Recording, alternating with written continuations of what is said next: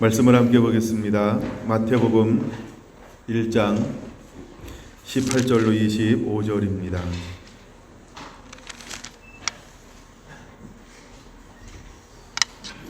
마태복음 1장 18절에서 25절까지 우리 함께 천천히 봉독하겠습니다.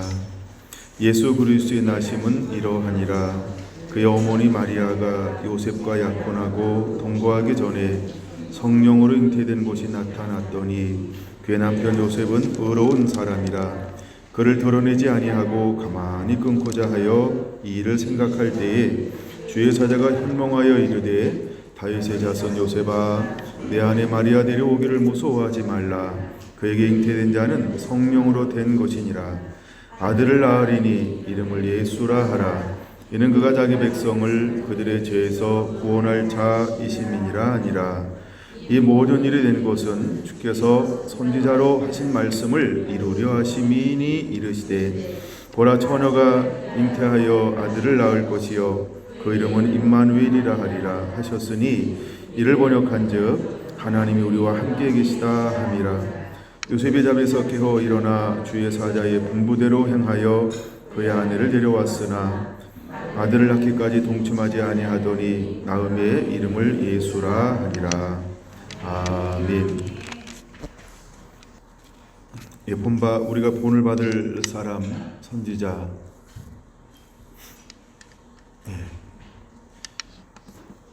함께 은혜를 나누고 있습니다. 근데 이번 주간에는 두 명을 봐야 되는데 한 명은 세례 요한이고 한 분은 예수님이십니다. 그리고 이제 선지자 시리즈를 마치려고 합니다.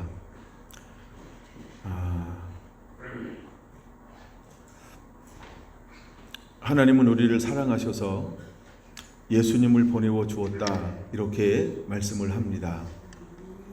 이 말씀이 바로 요한복음 3장 16절입니다.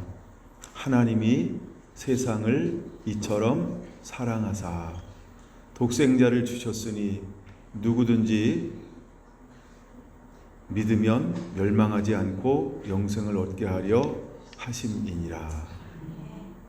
하나님이 세상을 사랑하셔서 주신 그분이 바로 예수님. 그래서 예수님은 이 땅에 오시면서 두 가지 이름을 가지고 오셨다라고 하는 겁니다. 오늘 오전에는 그 부분을 좀 더 중심으로 나누어 보려고 합니다. 하나의 이름은 예수라고 하는 이름을 가지고 이 땅에 오셨습니다. 예수라고 하는 그 이름의 뜻이 있는데 그가 자기 백성을 그들의 죄에서 구원할 자, 이런 이름의 뜻이 있습니다. 그가 자기 백성을 저들의 죄에서 구원할 자, 예수이십니다. 영접하는 자, 곧 그 이름을 믿는 자에게는 하나님의 자녀가 되는 권세를 주셨으니, 여기에 계신 모든 분들은 마음의 문을 열고 예수님을 임금과 구주로 그 마음 안에 모신 사람들일 것입니다. 예수님을 모신 사람에게 하나님이 주신 은혜가 무엇이냐 하면 하나님의 자녀가 되는 권세를 주셨다, 이렇게 말하고 있습니다. 그래서 저와 여러분들은 하나님의 자녀가 되었습니다. 근데 하나님은 우리를 구원하기 위해서 그의 아들을 보내어 주었는데 그의 이름이 예수입니다. 우리가 히브리식으로 그의 이름을 예수아라고 부릅니다. 그리고 예수라고 하는 그 이름은 이렇게 변화되었다, 어떤 이런 의미들도 있다라고 합니다. 그래서 요즘에 이제 우리가 많은 사람들이 예수님 이렇게 하지 않고 예수아 이렇게 부릅니다. 근데 예수아 이 이름의 뜻이 죄에서 우리를 구원하기 위해서 오셨다라고 하는 것입니다. 이제 우리에게는 다시 오실 예수아를 만나기 위해서 또 하나의 소망이 있고 또 새로운 삶을 살고 있어야 하는데 그것 중에 하나가 무엇이냐 하면 임마누엘이라는 것입니다. 여러분, 임마누엘이라고 하는 것은 어떤 의미가 있냐 하면 23절에 말하고 있는 것처럼 하나님이 우리와 함께 계시다라는 뜻입니다. 예수님을 우리 안에 영접하고 난 사람들에게 당연하게 주어지는 것이 무엇이냐 하면 하나님이 우리와 함께 하심. 할렐루야. 여러분, 우리가 매 순간순간마다 예수님이 내 안에 나와 함께 해야 할 줄로 믿습니다. 마태복음 1장 1절은 이렇게 시작하고 있습니다. 아브라함과 다윗의 자손 예수 그리스도의 계보라 라고 말입니다. 아브라함부터 시작합니다. 그래서 야곱의 아들 요셉까지 14대 14대 14대, 그래서 아브라함부터 예수님까지 오게 되어집니다. 근데 그 시작을 누구로부터 하고 있냐 하면 아브라함으로부터 시작하고 있다는 것입니다. 하나님이 원래 아브라함을 어디에서 부르셨냐 하면 그가 살고 있는 저기 갈대아 우르라고 하는 그 땅 가운데서 불러내었습니다. 그는 아브람이었습니다. 근데 하나님의 때가 되니 그의 이름을 너는 열국의 아비가 되라 라고 하면서 아브람을 아브라함으로 이름을 바꿔주었다는 것입니다. 그래서 아브라함과 다윗의 자손 예수 그리스도의 계보라, 이것이 마태복음을 여는 첫 장, 첫 구절인 것입니다. 여러분, 아브라함이 어떤 삶을 살고 있었을까? 그 시대는 복음의 시대도 아닙니다. 그 시대는 율법의 시대도 아닙니다. 그 시대는 성령의 시대도 아니었습니다. 아브라함이 어떤 환경 가운데서 자라났는가? 창세기를 보면 그의 아버지를 소개하고 있는데 아버지는 데라라고 합니다. 근데 데라에 대해서 짧게 소개하고 있는 그 장면에서 데라가 하는 일이 무엇이냐면 그 시대의 풍조를 따라서 우상의 형상을 업으로 만들어 함께 살고 살아가고 있는 한 사람이었다라고 하는 것이죠. 묵상해 봤습니다.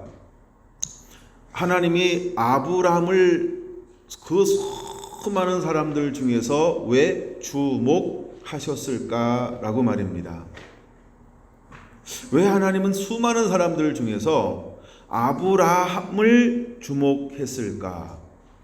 그리고 왜 아브라함을 하나님은 그 믿음의 조상으로 택하였을까? 그리고 먼 여정을 통과하여 하나님이 이렇게 계획하신 그 땅으로 인도하여 드렸을까? 그리고 아브라함으로부터 왜 하나님은 새로운 역사를 시작하는가?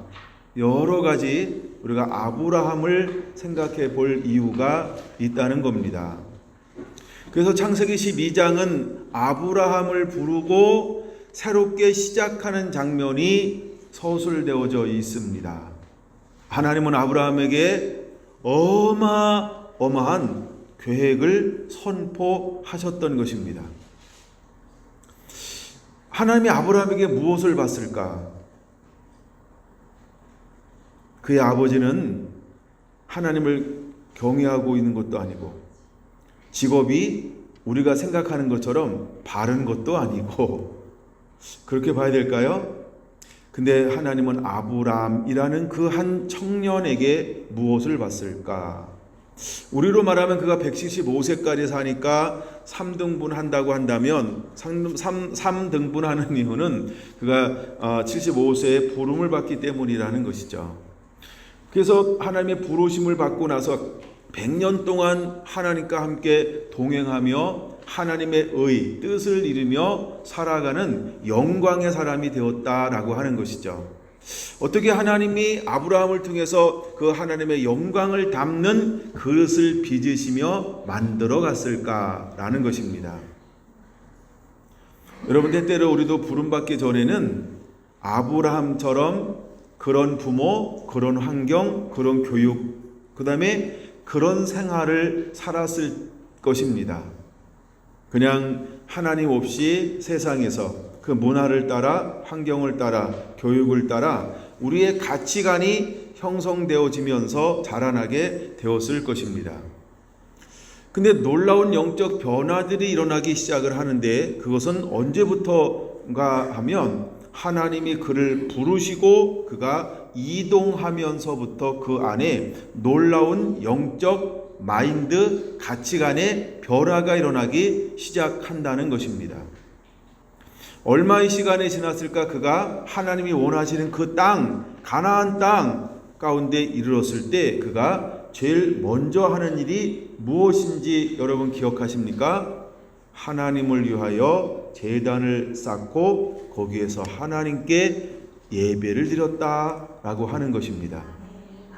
여러분, 이것은 하란에서 한 번도 있었던 일이 아닙니다. 가나안 땅에 오기 전까지 한 번도 그러한 일이 일어나지 않았습니다. 제가 그렇게 이야기하는 이유는 제가 본 성경에는 그것이 기록되어져 있지 않기 때문이죠. 근데 그가 처음으로 하나님을 예배하는 제단을 쌓았던 것은 하나님의 땅에 왔을 때 제일 먼저 한 게 무엇이냐 하면 그 부르신 하나님을 향하여 예배하기 위해서 제단을 쌓았다라고 하는 것입니다. 더 놀라운 것은 하나님이 그에게 이주하라고 말씀하셨고, 이주해서 또 다른 곳에 정착하기 위하여 짐을 풀 때 제일 먼저 한 일이 무엇이냐 하면 또 제단을 쌓았더라라는 것입니다. 그래서 제가 한번 미루어 이런 생각을 한번 해봅니다. 하나님은 아브람에게 무엇을 본 것일까? 그 안에 하나님의 은혜 주시면, 하나님의 감동 주시면 자기 것을 내려놓고 그 하나님 앞에 온전히 붙들려 죽음은 죽으리라 전부를 다하여 그 부르신 그분을 위하여 살아갈 수 있는 마인드, 어떤 가치관, 어떤 하나님만이 보시는 어떤 새로운 생명의 씨앗, 이런 구루토교와 같은 뭔가 그 안에 새로운 것을 하나님은 누구에게 보신 것일까? 아하, 아브라함에게 하나님은 이것을 보고 계셨구나. 그래서 율법이 오기 전, 복음이 선포되기 전, 성령이 이 가운데 임하기 전에 하나님은 그 환경 가운데서 그 마인드, 그 속에 무엇이 있는가, 무엇이 심겨졌는가, 그것을 보고 그 마음밭에 하나님은 새로운 빛, 새로운 생명의 씨앗을 그에게 아브라함아, 내 본토 친척 아비를 떠나 내가 지시하는 땅으로 가라 라고 하는 새로운 그 음성에 그대로 죽으면 죽으리라 반응했던 아브라함을 하나님은 부르셨다라고 하는 것입니다.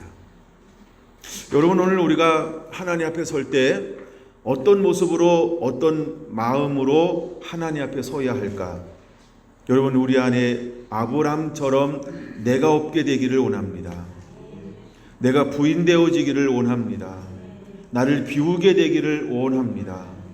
우리가 그 전에는 어떤 삶을 살아왔든지 그분이 나를 부르시는 그 순간 모든 것을 내려놓고 전부를 다하여 그분을 향하여 갈 바를 알지 못하고 나아갔던 믿음의 조상이 되었던 아브라함처럼, 여러분, 이것이 우리의 삶과 우리의 신앙의 여정이 되기를 예수님의 이름으로 축원을 드립니다.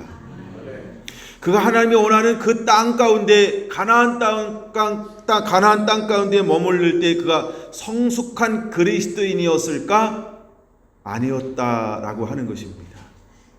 그가 비록 음성을 듣고 그분이 원하는 땅에 와서 그분을 향하여 예배하고 제사하였지만, 그러나 얼마 못 가 그 인생 가운데 무엇이 닥쳐왔냐 하면 그 삶 가운데서도 가뭄이라고 하는, 메마름이라고 하는, 모든 것을 추수하고 소출을 거둘 수 없는, 정말 낭망할 수밖에 없는 그런 환경이 그에게도 동일하게 찾아왔다라고 하는 것입니다.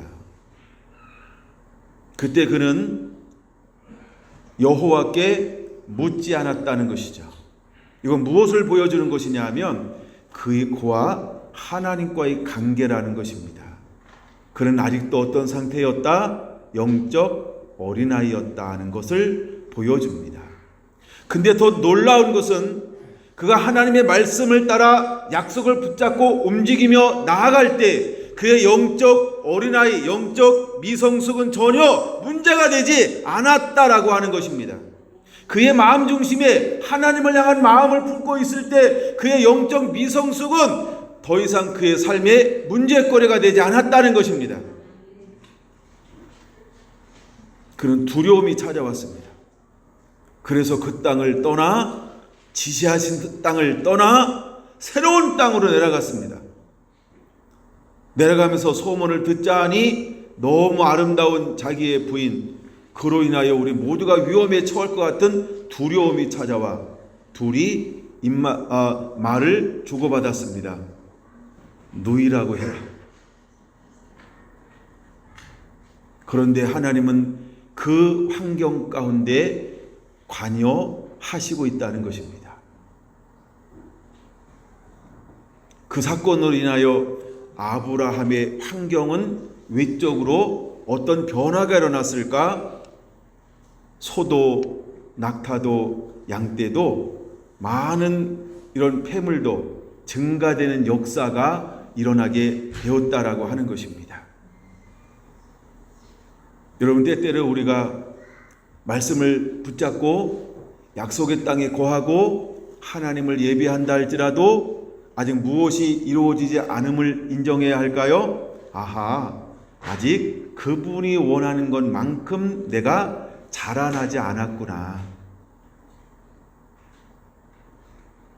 그런데 아브라함의 그 마음에는 무엇인가 사람들이 보는 것 같지 않은 하나님이 보시는 뭔가 좋은 씨앗이 심겨져 있었다는 것입니다. 그래서 하나님은 그에게 도움의 손길을 내밉니다. 하나님의 거룩한 손이 그와 함께 하고 있는 것입니다.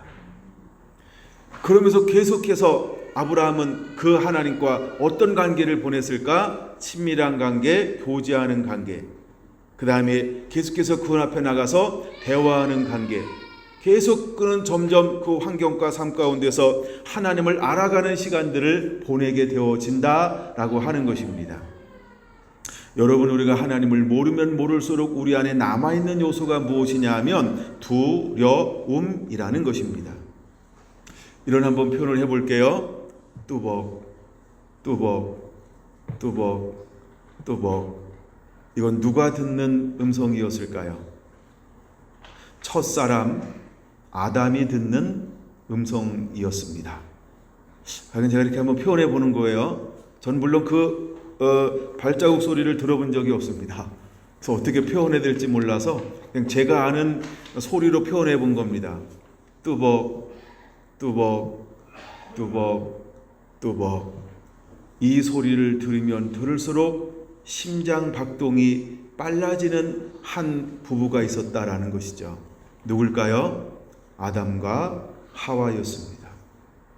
전에는 그 빨라지는 심장 소리는 기쁨이었고 평안이었고 행복이었고 감사였고 말할 수 없는 즐거움이요 표현할 수 없는 희열을 느꼈던 것입니다. 그러던 어느 날 똑같은 그 발자국 소리를 듣는데 같이 심장이 빨라지며 숨이 허헉거리는데 한 번도 경험해보지 못했던 새로운 몸의 변화가, 마음의 변화가, 생각의 변화가 일어났다라는 것입니다. 왜 그런 변화를 느꼈을까요? 잘못된 만남, 잘못된 교제, 무엇인가 잘못됐다라고 하는 것을 그 뚜벅, 뚜벅, 뚜벅, 뚜벅 그분의 오시는 소리를 듣는 동시에 스스로 알게 되었다라는 것입니다. 그러면서 제일 먼저 느낀 감정의 표현이 무엇인지 아십니까? 두렵다.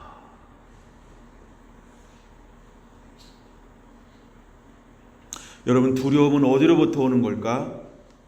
하나님과의 관계가 멀어지면 멀어질수록, 하나님과의 관계에서 무엇인가 온전하지 않은 것만큼 두려움의 요소는 우리의 삶 가운데 존재할 수 있다라는 것입니다. 한 번도 하나님은 그에게 그가 느끼는 두려움을 한 번도 느끼게 한 적이 없습니다.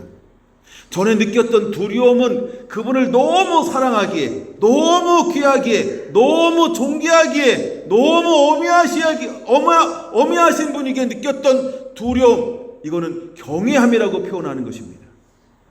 근데 이번에 느끼는 두려움은 무엇인가 주눅 들었습니다. 죽을 것만 같은 그 두려움이 찾아온 겁니다.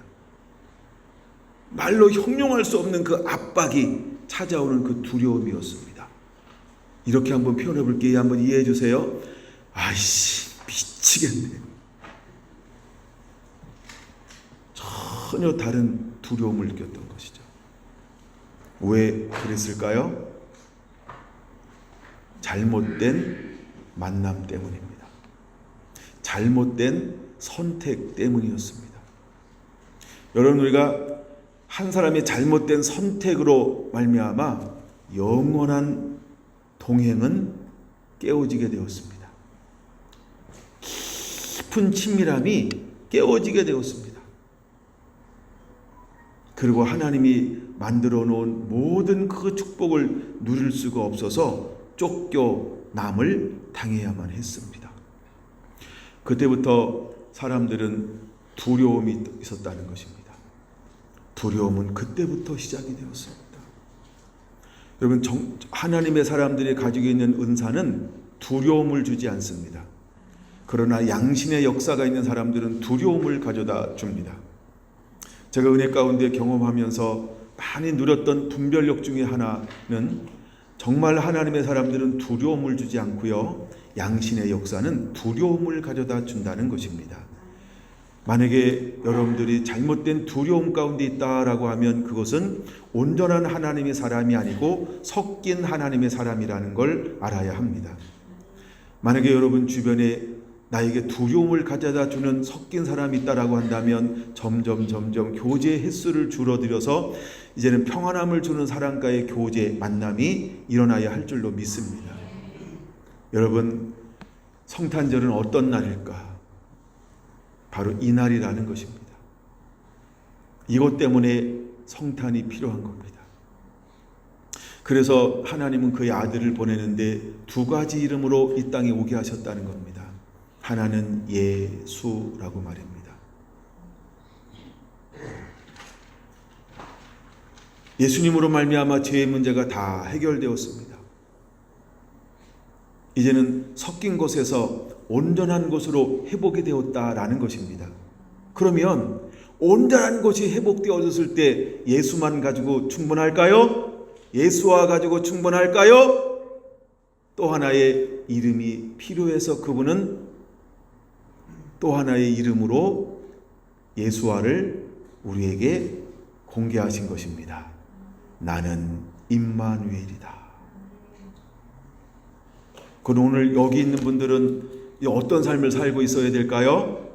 우리가 영어로 교회 다니는 사람을 두 가지로 분리한다라는 말을 하죠. 크리스찬, 리얼 크리스찬. 너무 쉬운 단어였어요. 네, 그냥 교회 다니는 사람이냐, 거듭난 사람이냐, 그냥 신앙생활하는 사람이냐, 그렇죠? 예, 진짜 구원받은 자냐. 무엇을 통해서 할 수 있을까? 우리의 삶 가운데서 다른 두려움을 많이 가지고 산다면 교회 다니는 겁니다. 근데 우리 삶 가운데서 평안이 있다라고 한다면 리얼 크리스찬일 확률이 매우 높습니다. 그래서 이스라엘 사람들을 만나면 이렇게 인사한다라고 말하죠. 이게 뭘까요? 한번 옆 사람과 해볼까요? 샬롬, 샬롬, 샬롬. 다시 한번 시작. 샬롬, 샬롬, 샬롬.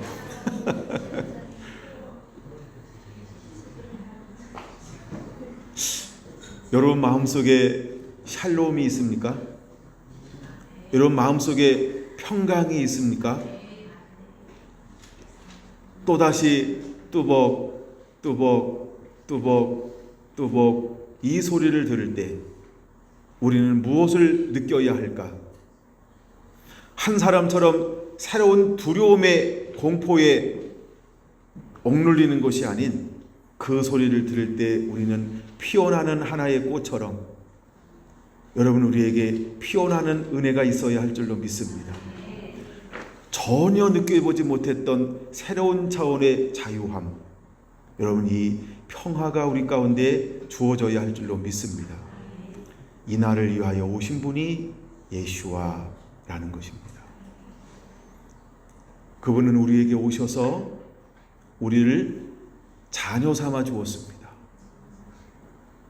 영접하는 자 곧 그 이름을 믿는 자에게는 하나님의 자녀가 되는 권세를 주었으니. 왜 이것이 권세일까요? 그거 아시나요? 간단하게 설명하고 넘어갈게요.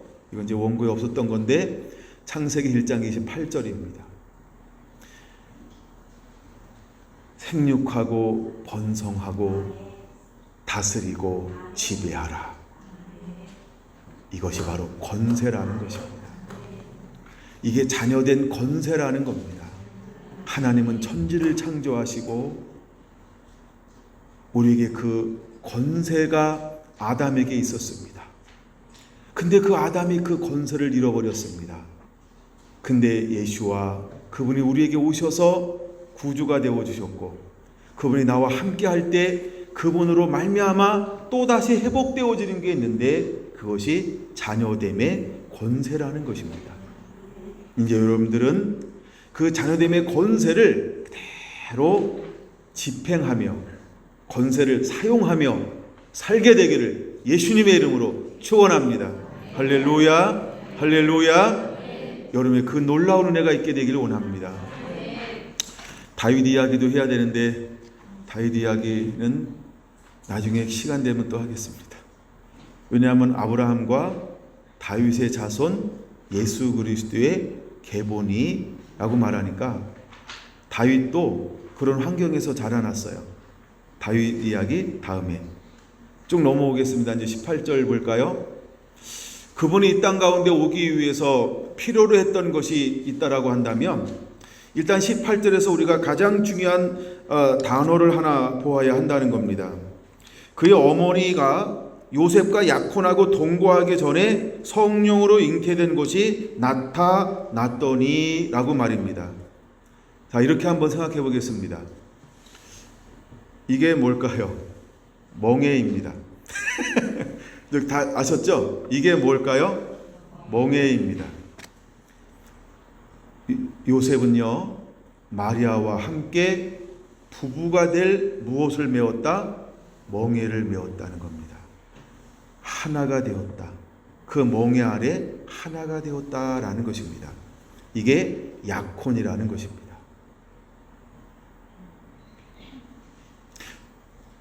주님은 우리에게 멍에를 메라고 말합니다.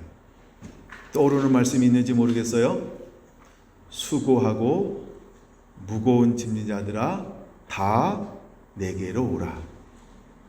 내 멍에를 베고 내게 배우라. 내 멍에는 쉽고 가벼우니. 할렐루야. 여러분 예수님은 우리에게 무엇을 얹어주길 원하십니까? 예수님이라고 하는 하나됨의 멍에. 이것이 임마누엘인 것입니다. 마리아와 요셉에게 이것은 약혼이라고 하는 것으로 표현할 수 있다라고 한다면 이제 우리 예수님과 나 사이에 이 약혼은 무엇으로 하나가 될 수 있을까? 내 마음의 문을 열고 내 안에 예수님을 임금과 구주로 모셔드릴 때 할렐루야 그 멍에가 내 삶 가운데 올려지는 것입니다. 내가 예수님 없이 살 때 그 멍에는 너무너무나 무거운 거였습니다. 괴로운 거였습니다. 힘든 거였습니다. 벗어버리고 싶은 거였습니다. 지긋지긋한 거였습니다. 진절머리. 근데 안 벗겨지는 거예요. 벗고 싶은데, 벗어나고 싶은데, 자유하고 싶은데, 해방되고 싶은데 이게 안 벗어지는 거예요. 그때그때 감정에 의해서 좀 가벼운 것처럼 느껴질지는 모르지만 또다시 환경을 만나면 언제나 그 짓눌림 가운데 자유할 수 없었던 것이 멍에였던 것입니다. 그걸 우리 이렇게 표현합니다. 죄의 무거운 짐이었다고 말입니다. 근데 그 죄의 무거운 짐은 단 하나로만 해결할 수 있었던 것입니다.